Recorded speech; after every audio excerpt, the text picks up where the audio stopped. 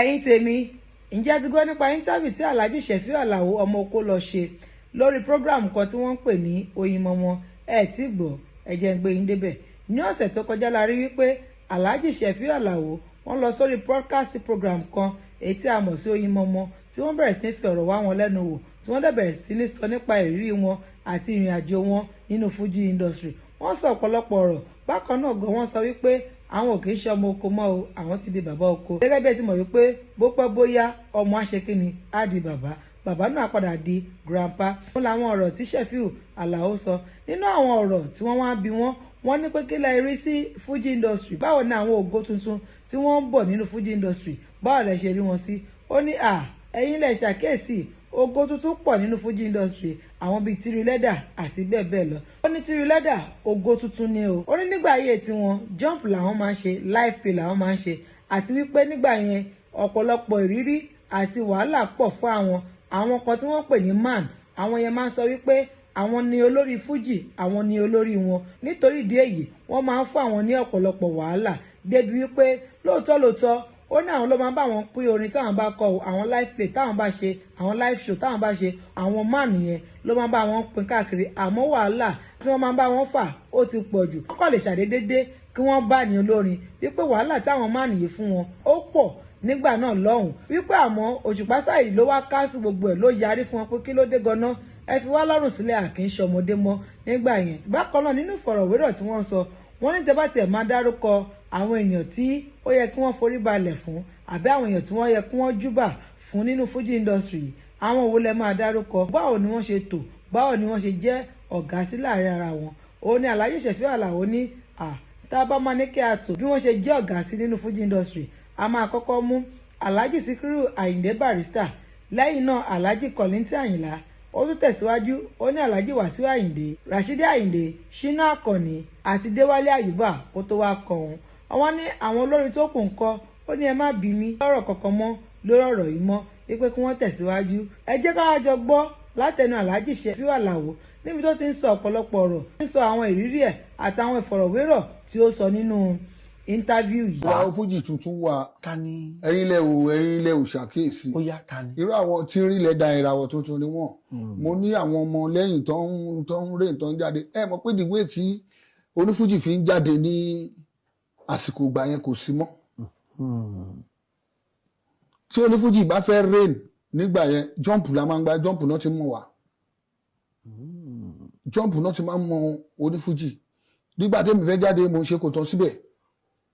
Ní Àkólúgbadé mo ń ṣe ní gateway nígbà tí látàrí live play tí àwọn máa ń play yẹn ló máa gbọ́ káàkiri tí wọ́n play nígbà tí mo wá sẹ́kọ̀ọ́ mo wá ṣe ní Tóyìn restaurant ní Àgbàdo, mo wá ṣe ní Tóyìn restaurant níbẹ̀ ní gbogbo èèyàn máa wá tí láti ẹ bá ti jáde àwọn man wọ́n wá man wọ́n tún pẹ̀lú ẹni tó jẹ́ kí Fuji dọ̀lù.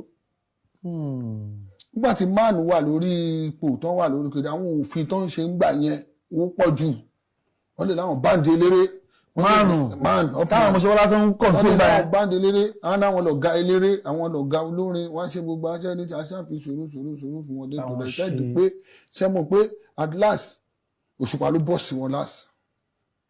Ó kọlù wọn. Òṣùpá ló bọ́ sí wọn last, òun àti Mọ̀ṣẹ́bọ́lá tán.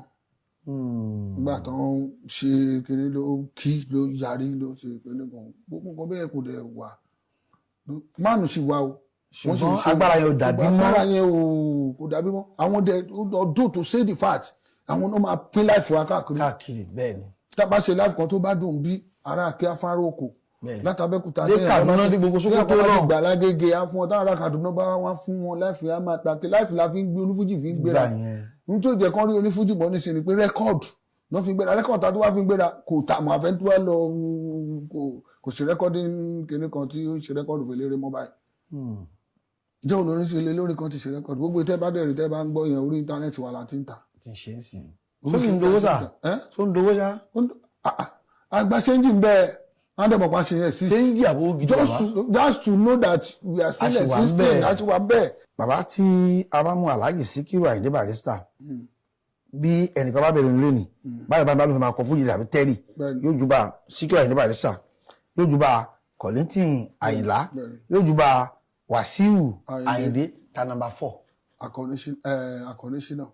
Number 5. Rashidi Ayinde ṣe rí gbogbo ọ̀rọ̀ yẹn tá a bá ní ká tó dáadáa bó ṣe lọ. Rashidi Ayinde àti Ṣínà Akọni colleagues ni wọ́n báyìí. Rashidi Ayinde ó sáré ṣe rẹ́kọ̀dù síwájú Ṣínà Akọni. So ti yé yín tá a bá tó bẹ́ẹ̀ Rashidi Ayinde la máa mú àwọn Ṣínà Akọni sí. Ṣùgbọ́n láwọn àǹtí wa tá a jẹ́ ẹ̀mọ̀ nǹkan tó bá wà ní Èkó òun ni àwọn èèyàn máa ń rí. Bẹ́ẹ̀ni. Wọn kì í sábà rí nǹkan tó bá wà ní àwa ní tó fà á nìyẹn tó fi máa ń gbé síra wọn. Lẹ́yìn yẹn ẹ má bí mi léèrè kan mímọ́. Kí wọ́n béèrè mọ́. Ẹ má béèrè àwọn tó kù mọ́. Tí n bá ti mú Alhaji Sefiu Alao Barrister, tí mo mú Kollington Àyìnlá, tí mo mú Alhaji Wasiu Ayinde, Olúwayé Your Majesty, tí mo mú Ṣínà wà Rashidi Ayinde, mo stroke ra méjì kí n dípọ̀ bẹ́ẹ̀.